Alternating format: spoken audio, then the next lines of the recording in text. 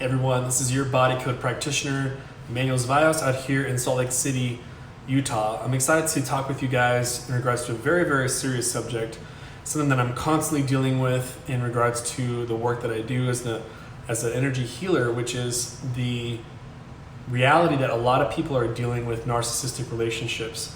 Right now, as you're watching this video, you may be dealing with one as well, or maybe you've dealt with one before.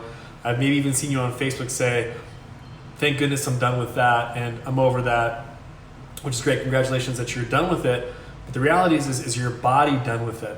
For example, just because you've passed on from one situation to another and you're in a better situation, is it possible that you could have energies inside of your body that came about due to the fact that this very, very toxic relationship was in your life? Is it very possible? The answer is yes, it is. And so I want to tell you guys, obviously, what are the 8 signs of a narcissist? So I'm going to just kind of go through these super fast because I know that word is thrown around a lot. Twin flames is thrown around a lot. Soulmates is thrown around a lot. It's the word love. Here's a big one. The word love is thrown around a lot. When what really is, I hate to say this and someone's going to comment and probably say some bad things about me, but I just don't care, is the word love. People fall out of love when people actually fall out of like. Love is very, if you want to know what love is, inside there's a very, very amazing scripture in regards to what Paul says love is. Love is kind, love is patient, love is, and there's all these, that's probably the greatest description of love there is. And you might want to look into that. And because the reality is most of us, we have conditional likings. And if you're not this way, you're not that way, you're not that way, then hey, it was never love. I don't love you anymore. It never was love in the first place. So 8 signs of a narcissist. So let's just kind of see this list here. Number 1, they exaggerate their achievements and talents. That's number 1.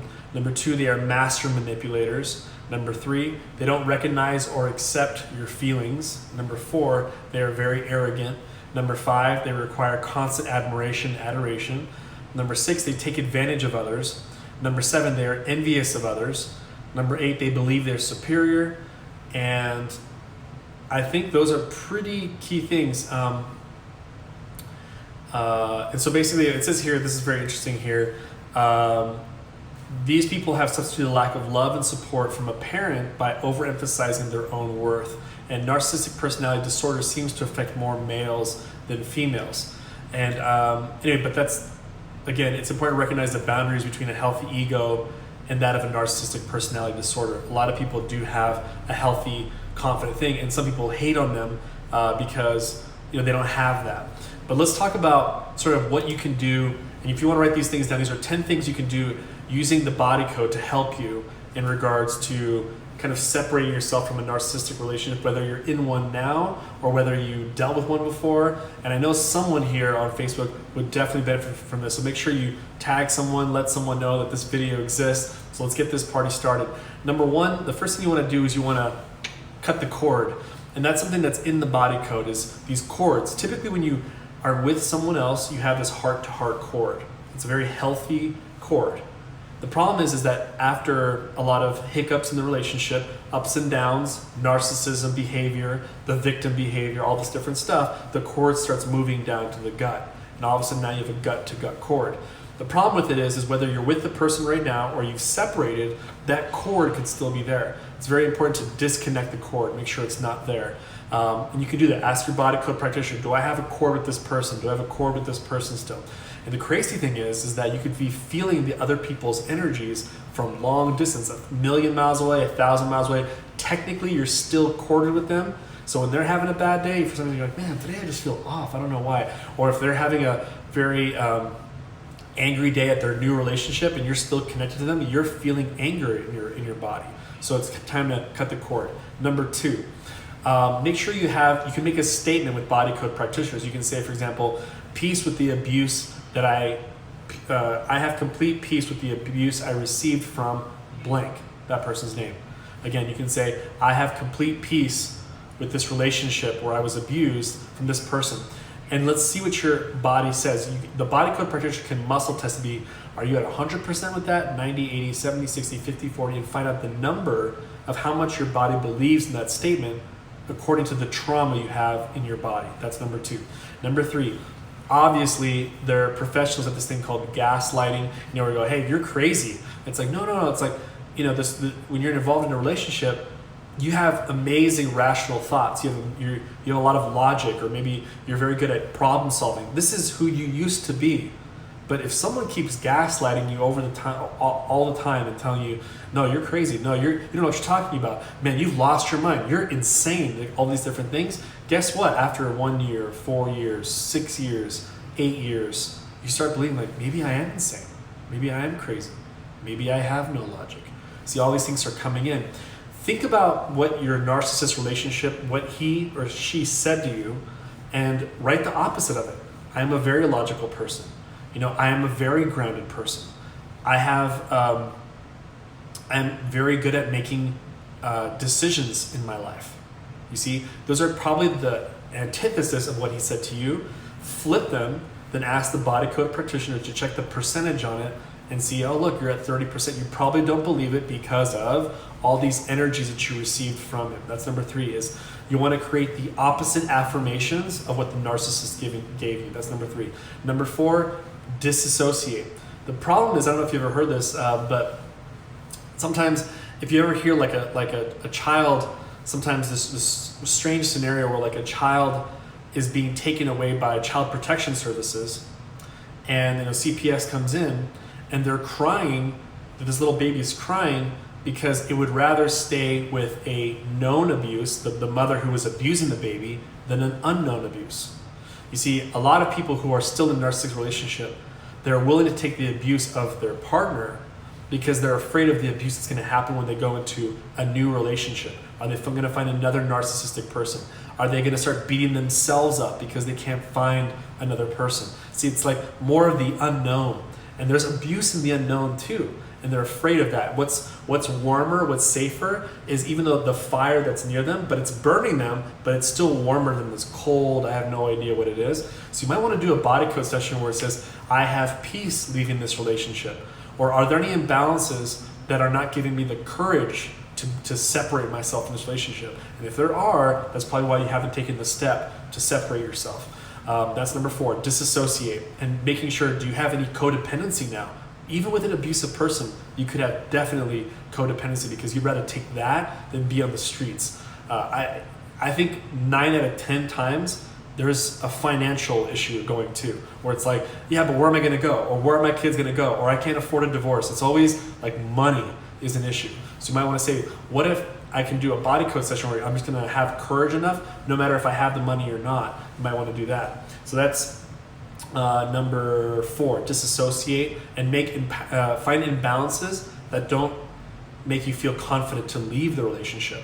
Number 5 is, you can also do love relationships too, guys. I don't like to think all negative, like heal the past. You can also do newer things, like, am I open to a loving relationship?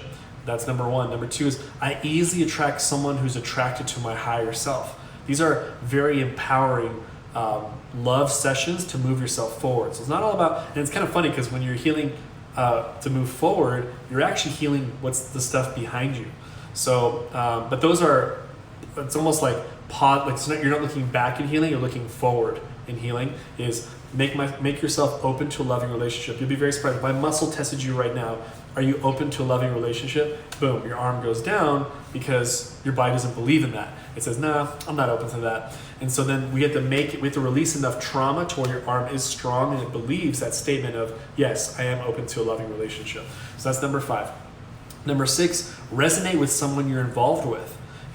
Right now, for example, you may be in a new relationship and all the triggers that you've had from the last narcissistic relationship are now, that luggage that you have is now in the new relationship. You didn't leave it at the doorstep when you got married. You now have a new relationship with a new person who's not narcissistic, but guess what? You brought their baggage too. And sometimes their subconscious of this new person is reading your subconscious and going, what's all these energies all about? And they act a certain way towards you. Little by little, your partner that you love and adore treats you differently, but it's not because they changed on you. It could be because you're bringing baggage from your narcissistic relationship that's making them act a certain way. People hate to hear that that there's energies that are influencing people to act a certain way towards you, because then it actually takes away a victimhood. People want to stay there. So that's resonate. You can do a resonating relationship. Number 7, again, what are affirmations that you believed about yourself before you entered the narcissistic relationship? What are things that you believed about yourself? I'm a very confident person. I'm a happy person. I'm very creative. Perhaps that's dimmed a little bit. Time to find any imbalances that are keeping you from feeling the way you used to feel before that relationship. So that's just checking your affirmations. Number 8, remove specific heart trauma from that relationship. If you have a heart wall, talk to your practitioner. It's the best thing to do. The reason why you want to clear your heart wall is because if you're in a narcissistic relationship, you're kind of desensitized. So you can't really feel what they're doing to you.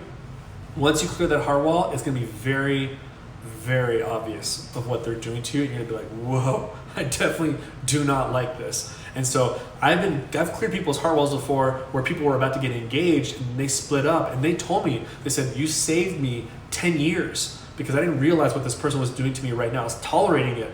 And now you saved us 10 years because now we actually feel what that other person is doing to me. So instead of getting upset, being like, you broke us up, blah, blah, blah. No, it's actually, you made me actually experience what was really happening. So that's, you want to remove heart trauma. Number 9, here's a very powerful statement. You guys want to write this down? You guys ready? Who's not ready? I love myself unconditionally. I did this one probably like a year and a half ago. I didn't believe it. And when you're dealing in a very sketchy relationship, you may want to do that. You want to say, I love myself unconditionally, and see again how much your body believes that. 100, 90, 80, 70, 60, 50, 40, 30. Oh, look, we're back in the 10, 11. Oh my gosh, only 12%. Well, let's get that to 100%. All of a sudden, no matter what happens to you, you love yourself. That's really, really important. Guess what? You start attracting what? People who they love themselves as well. You see, so you like attracts like, Number 10 is any imbalances absorbed from your relationship from a narcissist. Guys, you could absorb energies. I don't want to make that sound effect again, but you could absorb energies from the narcissist. You can do a body code session like, are there any energies that I absorbed from this person that was a very toxic relationship? You'd be very surprised if you were there close enough with them, you could have felt those energies. There could have been an anger, a frustration, self-abuse, and just different energies from the person that's still inside of you. So hopefully these are 10 different things you can do, 10 different venues you could do in regards to healing yourself with a narcissist. If you're already meeting with a body code practitioner, bring these things up to him.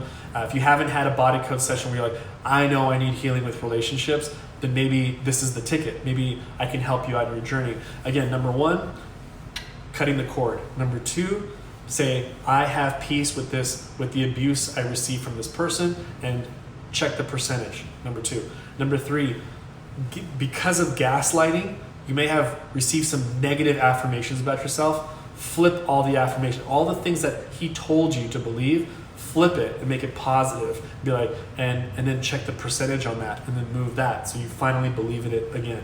Number 4, disassociate. Do you have codependency with this abuse because you're afraid of new abuse or new abuse because you're scared of the unknown?